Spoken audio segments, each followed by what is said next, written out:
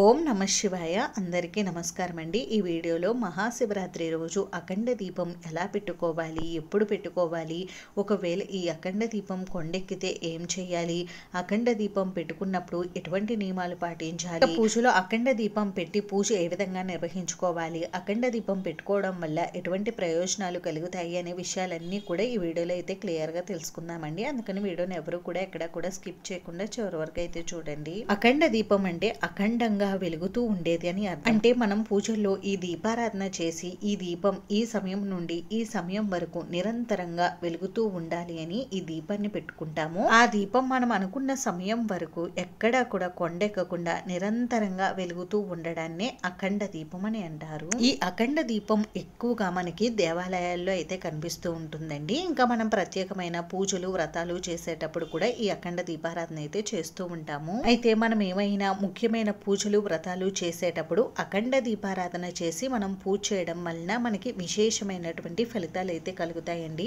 అందుకని మనం పూజల్లో వ్రతాల్లో ఎక్కువగా అఖండ దీపారాధన అయితే చేస్తాము. అయితే ఈ అఖండ దీపారాధన ఎవరైనా సరే చేయవచ్చండి. అంటే ఎవరైతే పూజ చేస్తారో వారు అఖండ దీపారాధన అయితే చేయాలి. ఇంకా అఖండ దీపారాధన చేయడానికి ఎటువంటి ఆచారం ఆనవాయితీతో పని లేదండి. ఎవరైనా సరే అఖండ దీపారాధన పూజల్లో అయితే చేయవచ్చు. ఇంకా ఒకసారి మనం పూజలో అఖండ దీపం పెట్టి పూజ చేస్తే మళ్ళీ సంవత్సరం కూడా అదే పూజను మనం కొనసాగిస్తే అఖండ దీపం తప్పనిసరిగా పెట్టాలా అంటే అవసరం లేదండి. మీకు వీలు కుదిరితే అఖండ దీపం పెట్టుకుని పూజ చేసుకుంటారు, కుదరలేకపోతే అఖండ దీపం పెట్టుకోకుండానే మీరు పూజను అయితే చేసుకోవచ్చు. పూజల్లో అఖండ దీపం పెట్టుకుని పూజ నిర్వహించుకోవడం వలన విశేషమైన ఫలితాలతో పాటుగా స్వామి అమ్మవార్ల అనుగ్రహం అయితే తప్పకుండా కలుగుతుంది. ఇంకా అఖండ దీపం మనం పూజల్లో పెట్టుకున్నప్పుడు కొన్ని నియమాలు అయితే తప్పనిసరిగా పాటించాలండి. అలాగే ఈ అఖండ దీపం మనం పూజలో పెట్టుకున్నప్పుడు ఎప్పుడు కూడా మనం అనుకున్న సమయానికి పూజ అయ్యేటంత వరకు కూడా ఈ అఖండ దీపం వెలుగుతూ ఉండాలండి. అఖండ దీపం పొరపాటును కూడా కొండెక్కకూడదు. అందుకని తగు జాగ్రత్తలు నియమాలు పాటించగలము అని అనుకుంటేనే మీరు పూజల్లో అఖండ దీపారాధన అయితే చేయండి. అఖండ దీపం త్రిమూర్తి స్వరూపంగా చెప్పబడుతుంది. వత్తి మొదటి భాగం విష్ణువు గాను, మధ్య భాగం శివయ్య గాను, ఇంకా చివరి భాగం బ్రహ్మగాను చెప్పబడుతుంది. ఇంకా అఖండ దీపాన్ని మనం అమ్మవారి స్వరూపంగా భావిస్తే గౌరీ, లక్ష్మి, సరస్వతి స్వరూపాలుగా చెప్పబడుతుంది. మహాశివరాత్రి రోజున ఉపవాసం జాగరణ ఎవరైతే ఉండాలి అని అనుకుంటారో వారు తప్పకుండా ఈ అఖండ దీపారాధన చేసి మీరు పూజ చేసుకోవచ్చు. కాబట్టి మహాశివరాత్రి రోజున అఖండ దీపం ఏ విధంగా పెట్టుకోవాలనేది ఇప్పుడైతే తెలుసుకుందామండి. ఈ అఖండ దీపం పెట్టుకోవడానికి ఒక పెద్ద సైజు మట్టి ప్రమిదన అయితే తీసుకోవాలండి. అంటే మనకి బయట మార్కెట్ లో అమ్ముతారండి, వాటిని మూకుడు అంటారు. ఆ మట్టి ప్రమిదన అయితే తెచ్చుకోవచ్చు. లేదు అంటే ఒక పెద్ద సైజు మట్టి ప్రమిదన అయితే తీసుకోండి. చాలా వరకు అందరూ కూడా మట్టి ప్రమిదల్లోనే అఖండ దీపారాధన అయితే చేస్తారండి. ఇప్పుడు అఖండ దీపారాధన చేయడం కోసం మనకి ఇత్తడిలో కూడా ప్రమిదలు అయితే వస్తున్నాయండి. వాటినైనా కూడా మీరు పెట్టుకోవచ్చు. అయితే మనం ఈ దీపారాధన కోసం మట్టి ప్రమిదను తెచ్చుకున్నప్పుడు ఆ మట్టి ప్రమిదను ఒక అరగంట పాటు కానీ గంట పాటు కానీ నీటిలో నానబెట్టుకోవాలండి. కొత్త ప్రమిదలోనే మనం ఈ దీపారాధన అయితే చేయాలి. ఇలా నీటిలో ప్రమిదను నానబెట్టుకోవడం వల్ల ఆ ప్రమిద మనకు నూనె పీల్చకుండా ఉంటుందండి.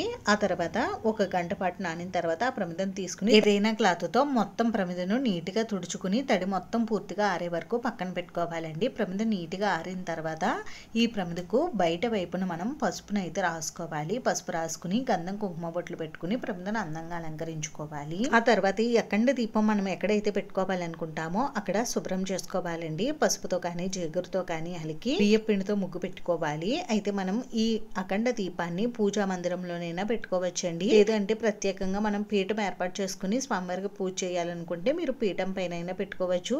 పీఠానికి ఇటుప్రక్క కానీ అటుప్రక్క కానీ పెట్టుకోవచ్చు. లేదు అంటే పీఠానికి మధ్యగా కూడా మనం పెట్టుకోవచ్చు అండి. అలాగే మనం ఈశాన్య మూలలో కూడా ఈ అఖండ దీపాన్ని అయితే పెట్టుకోవచ్చు. కానీ పూజా మందిరంలో పెట్టుకునేవారు కొద్దిగా జాగ్రత్తలు తీసుకుంటూ పెట్టుకోండి. ఎందుకంటే ఇది మనకి పెద్ద జ్వాల అయితే వస్తుంది. అందుకని మనం చూసుకుని చాలా జాగ్రత్తలు తీసుకుంటూ ఈ అఖండ దీపాన్ని అయితే పెట్టుకోవాలి. ఇంకా దీపాన్ని మనం డైరెక్ట్ గా నేలపైన అలా పెట్టం కదండి. ఏదైనా ఇత్తడి కానీ రాగిది కానీ వెండిది కానీ పళ్ళెంలో అయితే పెట్టుకుని మనం ఈ దీపాన్ని అయితే పెట్టుకోవచ్చు. అయితే నేను ఇక్కడ ఈ దీపాన్ని ఒక రోజే పెట్టుకుంటాం కదండి. శివరాత్రి పూజ అయితే ఒక రోజు మనం అఖండ దీపం అయితే పెట్టుకుంటాము. అదే మనం దేవి నవరాత్రులు కానీ ఇంకా ఏవైనా నవరాత్రి పూజలు చేసేటప్పుడు 9 రోజులు పెట్టుకుంటాం కాబట్టి తప్పకుండా ప్లేట్ ని అయితే తీసుకోవచ్చు. నేను ఇక్కడ తమలపాకుని అయితే తీసుకున్నానండి. తమలపాకు పైన బియ్యం కానీ వడ్లు కానీ గోధుమలు కానీ నవధాన్యాలు కానీ వేసి మనం ఈ అఖండ దీపం అయితే పెట్టుకోవాలి. ఇవి కూడా 3 గుప్పిళ్ళు కానీ 5 గుప్పిళ్ళు కానీ కేజీంపావు కానీ వేసుకుని మనం వీటిపైన కొద్దిగా పసుపు కుంకుమలు ముంచి అఖండ దీప ప్రమిదన అయితే పెట్టుకోవాలి. చేసుకోవాలి. ఇలా ప్రమిదకు పసుపు రాసి గంధం కుంకుమ బొట్లు పెట్టి ప్రమిదను అందంగా అలంకరించుకోవాలండి. ఇప్పుడు ఈ ధాన్యం పైన నేను ప్రమిదను అయితే పెట్టుకుంటున్నాను. ఈ ప్రమిదలోకి మనం నిండుగా ఆవు నెయ్యిని అయితే పోసుకోవాలండి. అయితే మనకి ఆవు నెయ్యి చాలా కాస్ట్ ఉంటుంది కాబట్టి నువ్వుల నూనె అయితే తీసుకోవచ్చు. అయితే మనం అఖండ దీపం పెట్టినప్పుడు నూనె ఏదైతే వేస్తామో మొదటిగా ఆ నూనె మనం అఖండ దీపం కొండెక్కే వరకు కూడా పొయ్యాలండి. అంటే ఆవు నెయ్యి వేస్తే ఆవు నెయ్యి వేయాలి, లేదు అంటే నువ్వుల నూనె వేస్తే నువ్వుల నూనెతోటే మనం ఈ అఖండ దీపం పూర్తిగా వెలిగే వరకు నువ్వుల నూనె వేయాలి. అంతేకాని ఒకసారి ఆవు నెయ్యి ఒకసారి నువ్వుల నూనె అలా వేయకూడదండి. ఇలా ప్రమిదలోకి నిండుగా నూనె పోసిన తర్వాత ఇప్పుడు అఖండ దీపం వత్తి ఉంటుందండి, మనకి బయట మార్కెట్లో అమ్ముతారు. ఆ వత్తి అయితే వేసుకోవాలి. ఒకవేళ మీకు ఆ వత్తు లభించకపోతే 5 వత్తుల్ని కలిపి ఒక వత్తులా చేసి మీరు ఈ దీపంలో అయితే వేసుకోవచ్చు. ఇప్పుడు మీ దగ్గర ఉన్నటువంటి పువ్వులతో ఈ అఖండ దీపాన్ని అందంగా అలంకరించుకోండి. ఈ విధంగా పూజల కోసం అఖండ దీపాన్ని అయితే సిద్ధం చేసుకోవాలండి. ఇప్పుడు మనం అఖండ దీపాన్ని వెలిగించే ముందుగా నిత్య దీపారాధన చేసి ఆ తర్వాత గణపతికి పూజ చేసి ఆ తర్వాత మాత్రమే మనం అఖండ దీపారాధన అయితే చేయాలి. ఈ అఖండ దీపంలో మనం కొద్దిగా జవాది పౌడర్ కూడా వేసుకోవచ్చండి. ఎందుకంటే దీపం వెలిగేటంతసేపు మనకి మంచి సువాసన అయితే వస్తుంది. ఇప్పుడు ముందుగా దీపారాధన చేసి దీపం దగ్గర 2 అక్షంతలు పుష్పాలు ఉంచి దీపలక్ష్మికి నమస్కారం చేసుకోవాలండి. ఆ తర్వాత ఆచమనం చేసుకుని సంకల్పం చెప్పుకుని ముందుగా గణపతికి పూజను అయితే నిర్వహించుకోవాలి. మనం ఏ పని ప్రారంభించినా పూజ చేసినా వ్రతం చేసినా ముందుగా గణపతిని ధ్యానించి ఆ తర్వాత మాత్రమే మనం ఆ పనుల్ని ప్రారంభించాలి.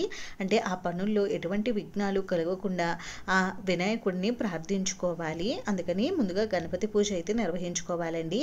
ఇక్కడ నేను గణపతి పూజ ఏ విధంగా చేయాలని చూపించడం లేదండి, ఎందుకంటే అందరికీ ప్రతి వీడియోలో కూడా గణపతి పూజ ఏ విధంగా చేయాలనేది చెప్తున్నాను కాబట్టి ఇక్కడ క్లియర్ గా అయితే చూపించట్లేదు. గణపతి పూజ పూర్తయిన తర్వాత ఇప్పుడు అఖండ దీపారాధన అయితే చేయాలండి. దీపారాధన చేసే ముందు మనం కొబ్బరికాయ తీసుకుని ఈ దీపానికి నమస్కారం చేసుకోవాలి. ఎందుకంటే మనం ఏ పని ప్రారంభించినా ముందుగా కొబ్బరికాయ కొట్టే ఆ పని ప్రారంభిస్తాం కాబట్టి కొబ్బరికాయ కొట్టి ఆ కొబ్బరికాయని పక్కన పెట్టి ముందు దీపారాధన అయితే చేయాలండి. దీపారాధన ఎప్పుడు కూడా ఏకహారతితో కానీ అగరబత్తులతో కానీ చేయాలి.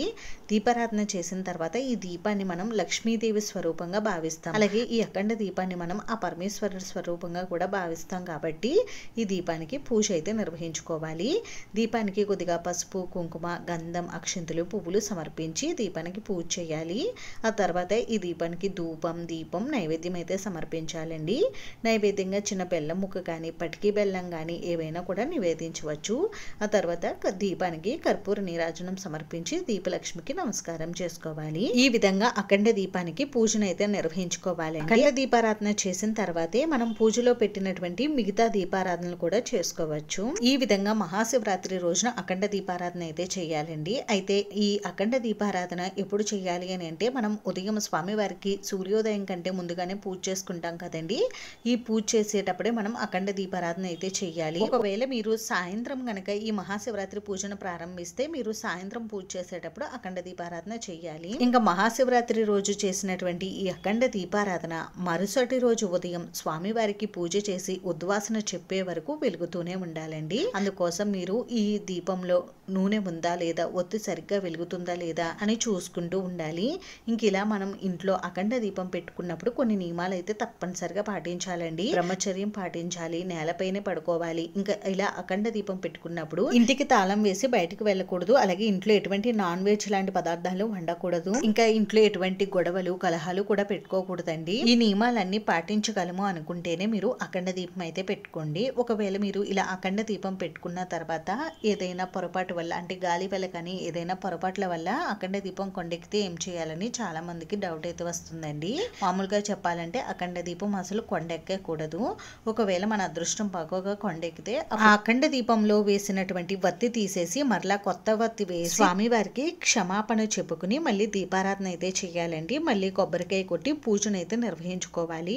ఈ విధంగా మీరు అఖండ దీపం కొండెక్కితే ఈ విధంగా చేసుకోండి. ఎలాగో శివరాత్రి రోజు ఉపవాసం ఉండి జాగరణ ఉంటారు కాబట్టి జాగ్రత్తగా చూసుకుంటూ మీరు ఈ అఖండ దీపం పూజలో అయితే పెట్టుకోవచ్చండి. ఇంకా పూజ అంతా కూడా పూర్తయిన తర్వాత అఖండ దీపం కొండెక్కిన తర్వాత ఈ దీపాన్ని ఏం చేయాలని మళ్ళీ చాలా మందికి డౌట్ అయితే వస్తుందండి. ఈ దీపం కింద వేసినటువంటి ధాన్యం కానీ బియ్యం కానీ గోధుమలు కానీ వీటిని ఆవుకు తినిపించవచ్చు, లేదు అంటే పారే నీటిలో వదిలేయవచ్చండి. లేదంటే ఎవరు తొక్కని చోట చెట్టు మొదట్లో వేసేయాలి. ఇంకా ఈ ప్రమిదను పారే వాటర్ లో వదిలేయవచ్చండి, లేదు అంటే శుభ్రం చేసుకుని మనం నెక్స్ట్ పూజలకు అయితే వాడుకోవచ్చు. అంతేనండి, చూసారు కదా. ఈ వీడియో మీకు నచ్చితే ప్లీజ్ లైక్ చేసి షేర్ చేసి సబ్స్క్రైబ్ చేసుకోండి. ఇంకా ఏవైనా డౌట్స్ ఉంటే నాకు కామెంట్ చేయండి, రిప్లై అయితే తప్పకుండా ఇస్తాను.